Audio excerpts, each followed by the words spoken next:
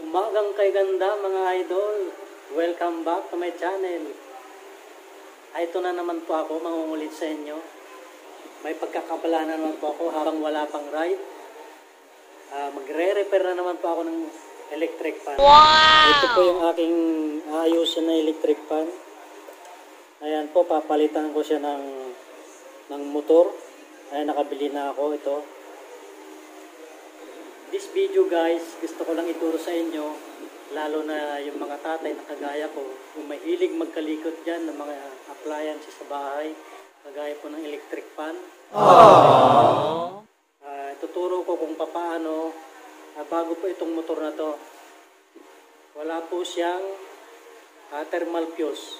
Lalagyan ko po siya ng thermal fuse para safety siya, kasi nakadirekta na to. Kapag may thermal fuse po yan, kapag naabot po niya yung init ng thermal fuse, bibigay po ang thermal fuse. So, safety po itong motor na to, hindi siya masusunog. Wow! Pakita ko guys kung paano lagyan ng thermal fuse itong bagong rewind na motor ng electric fan. Weh, di nga. Tara guys, sana all.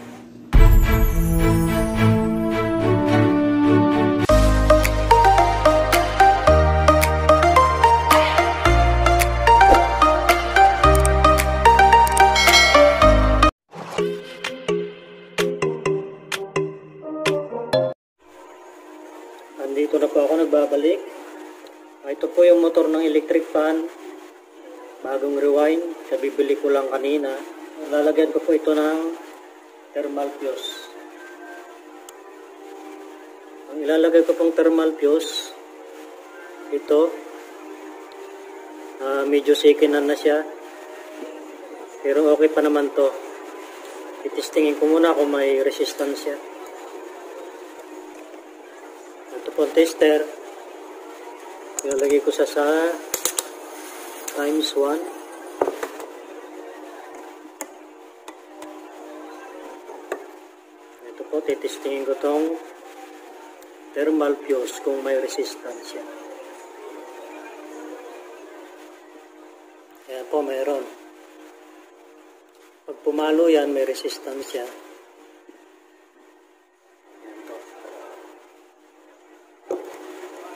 So, ngayon, dito ko po yan ilalagay.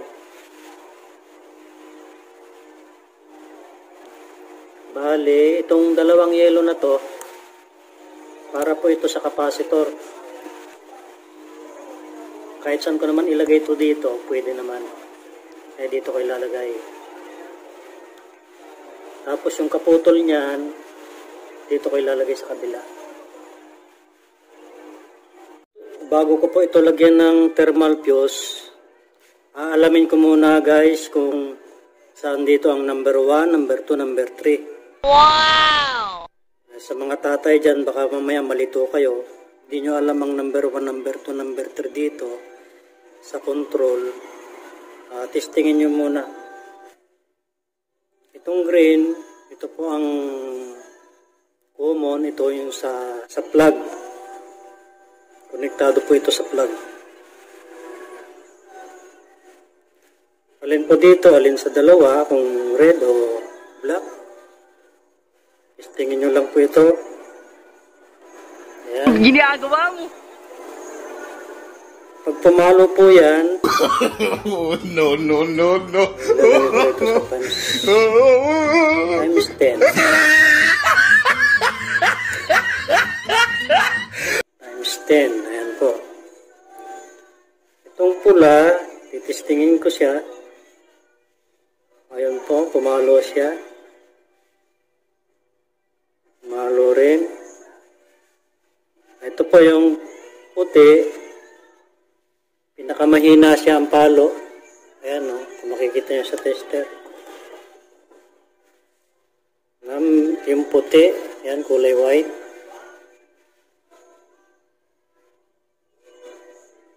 Ito po ang number 1. Number 1. Yung black. Ayan, medyo malakas-lakas. Ito number 2. Itong red, yan po, malakas ang palo niya, mas malakas. Kaya ito ang number 3. Ayan po. Oh my God! Para hindi kayo malito. Ngayon naman, lalagyan ko na siya ng thermal fuse.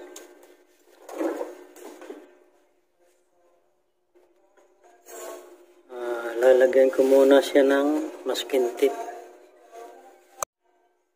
Ito po, lalagyan ko muna siya ng masking tape dito. Kasi para hindi maano ng yung init.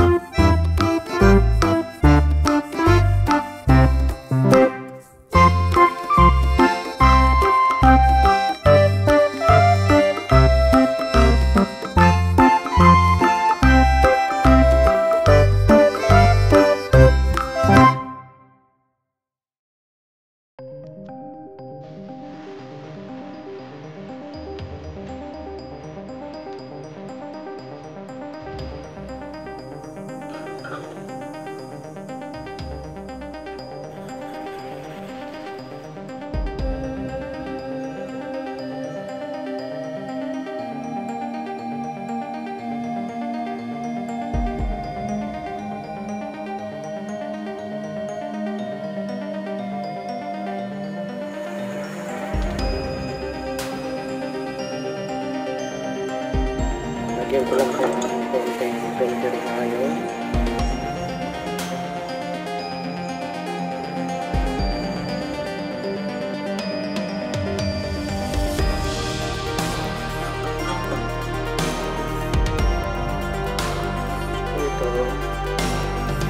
Ito lang sa kabila.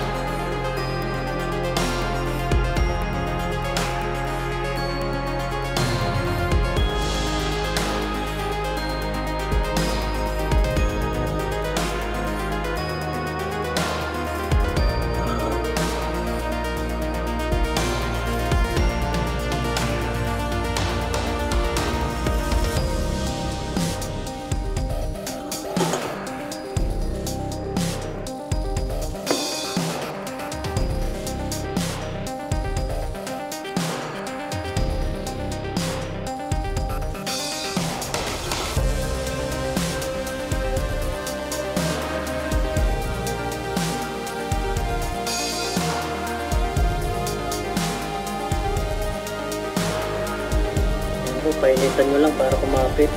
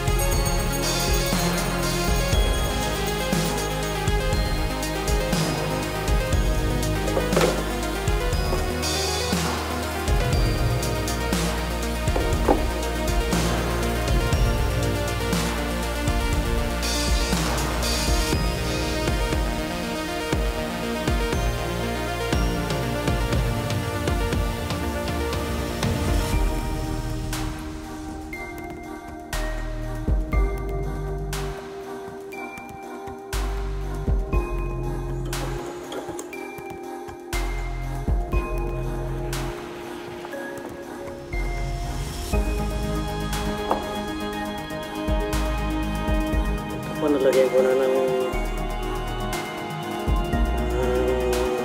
thermal fuse. Titistingin ko siya kung may resistance. Lagyan ko na ng thermal fuse. Titistingin ko muna bago ko siya lagyan ng cable tie.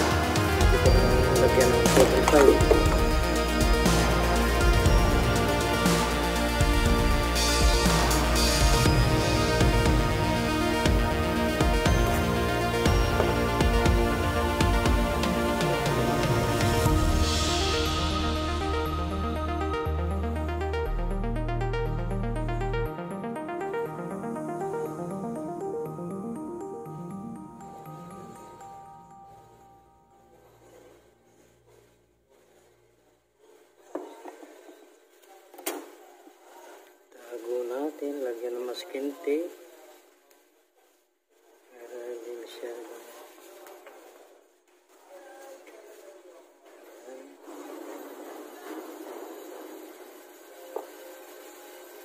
Lalagyan ko na ng cable tie.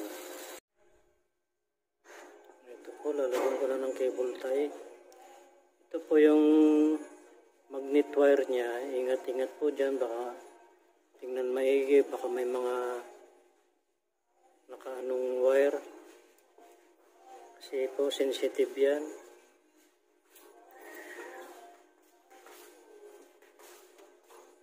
Nalagyan ko lang ng dalawa para hindi siya galaw-galaw.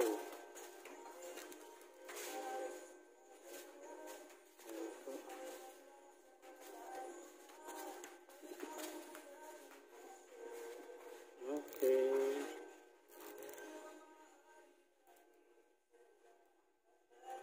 Nalagyan ko na ng cable tie. Putulin ko na to.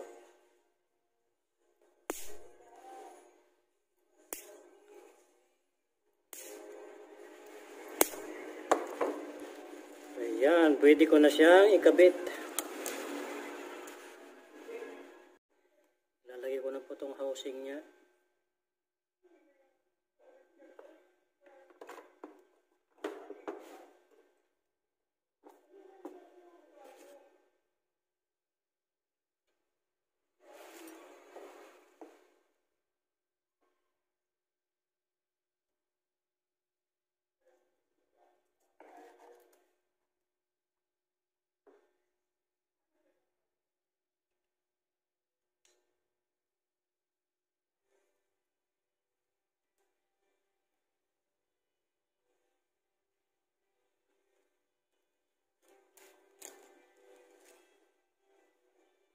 Kailangan ko ay lalagyan ko muna ng langis.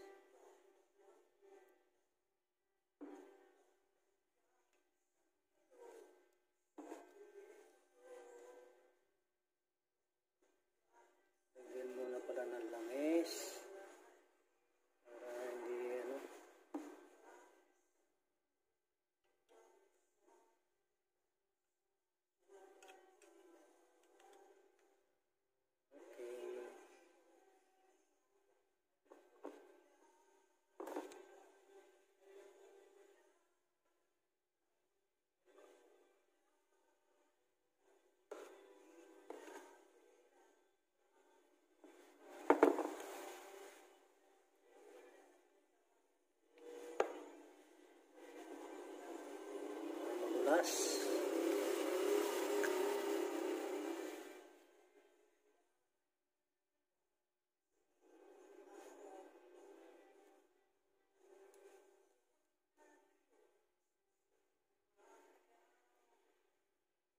Make sure po na kailangan malinis na po itong housing niya bago ibalik.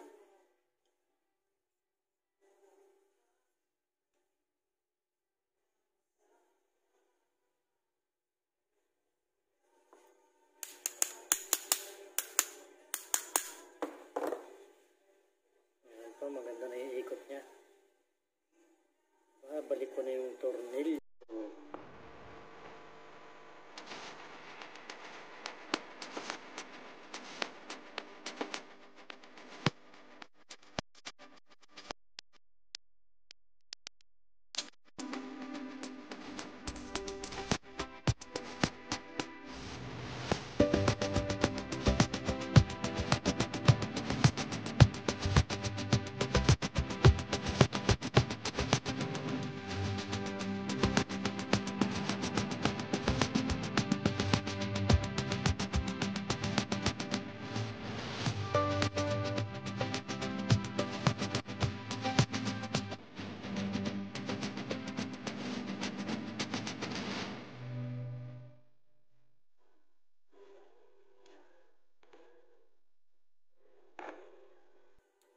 Balik ko na tong gearbox niya.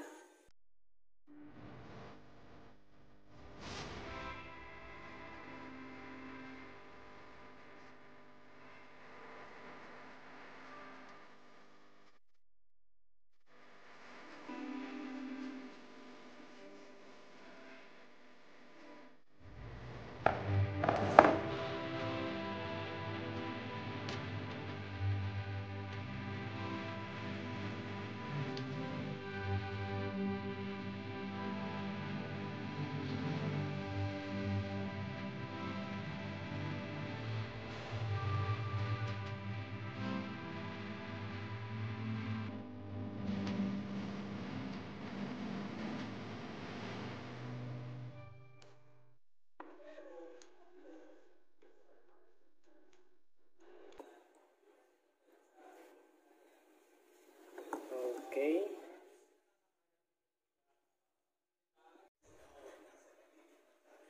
Ayan po guys. Naikabit ko na po yung kunin ko na tong number 1, number 2, number 3. Saka itong capacitor. Ayos ko na rin naman maigi. Babalik ko na lang yung housing niya at saka ilisi. Pero bago yun, itestingin ko muna. Ipa-plug ko muna siya.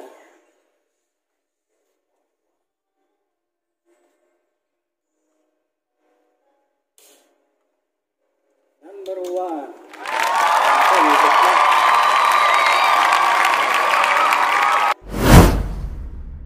Ayan po, naikabit ko na yung housing niya at saka yung lisi. Itestingin ko po ulit.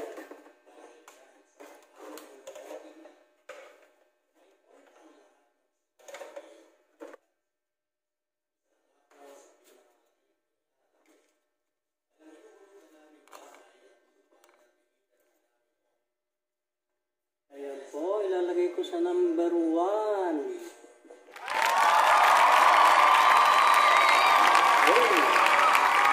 Number 2. Number 3. Ayan po, okay na siya.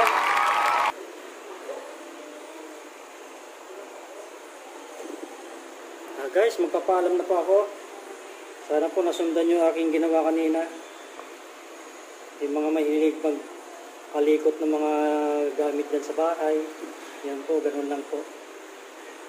Kung paano maglagay ng thermal fuse sa bagong rewind ng motor ng electric fan. Ayan po. Babay na po, hanggang sa muli.